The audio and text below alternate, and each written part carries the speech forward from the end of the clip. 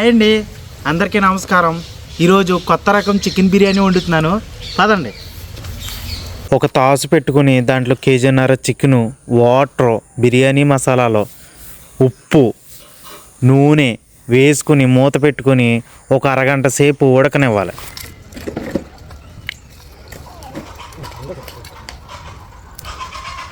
Oil పెట్టుకుని ఉడకబెట్టుకోవాలి.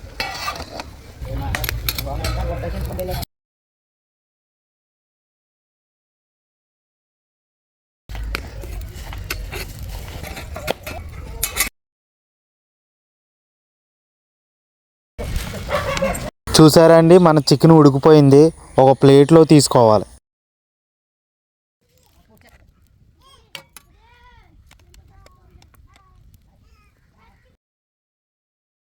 చికెన్ని ప్లేట్లో తీసుకున్న తర్వాత వాటర్ని పక్కన పెట్టుకోవాలి. ఒక తాసు పెట్టుకుని ముందుగా నీటిలో నానబెట్టిన కప్పు రైస్కి కప్పు వాటర్ వేసుకోవాలి.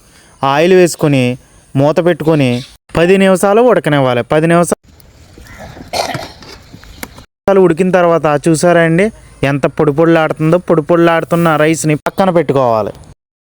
ఒక ఫ్రై పాన్ పెట్టుకొని దాంట్లో ఆయిల్ వేసి, ఆయిల్ వేడెక్కిన తర్వాత చికెన్ మీద ఉప్పు, చికెన్ మసాలా, కారం వేసి ఆ చికెన్ని ఫ్రై చేసుకోవాలి.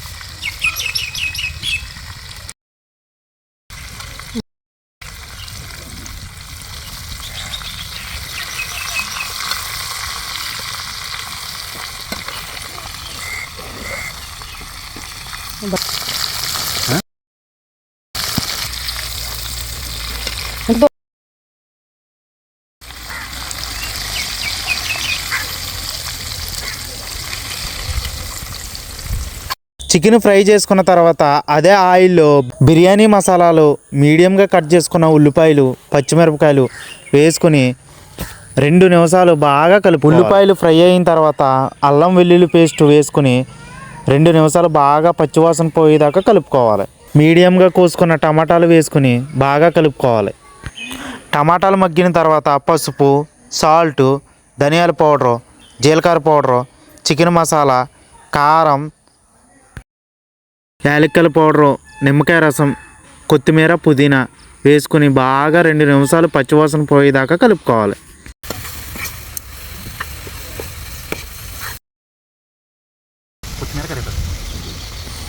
గరం మసాలా కూడా వేసుకుని 2 నిమిషాలు బాగా కలుపుకోవాలి.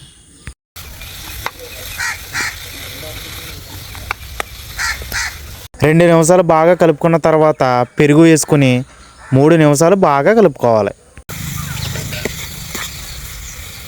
తర్వాత చికెన్ స్టాక్ వేసుకుని మనం ఫ్రై చేసుకున్న చికెన్ని వేసుకుని మూత పెట్టుకుని 8 నిమిషాలు ఉడకనివ్వాలి.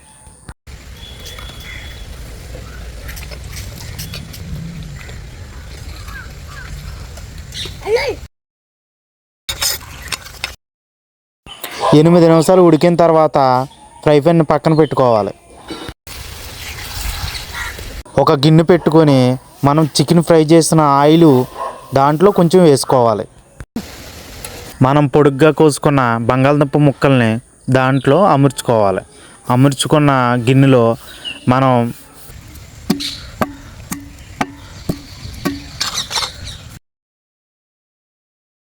చికెన్ని సమానంగా పరుచుకోవాలి.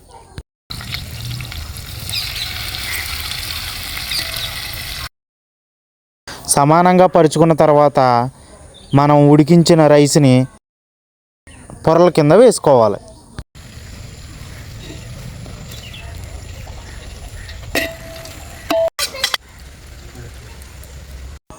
రైస్ వేసుకున్న తర్వాత పైన కొత్తిమీర, పుదీనా, గీ వేసుకుని మూత పెట్టుకుని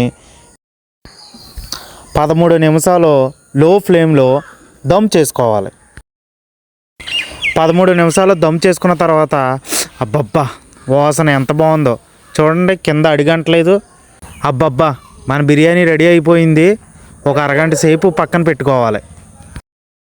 కింద అడిగంటకుండా బిర్యానీ చాలా బాగా వచ్చిందండి.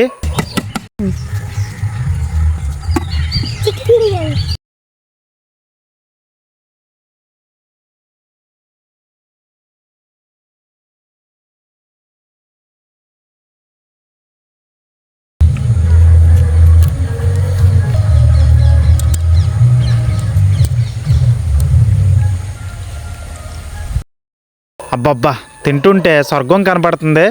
మీరు కూడా ట్రై చేయండి.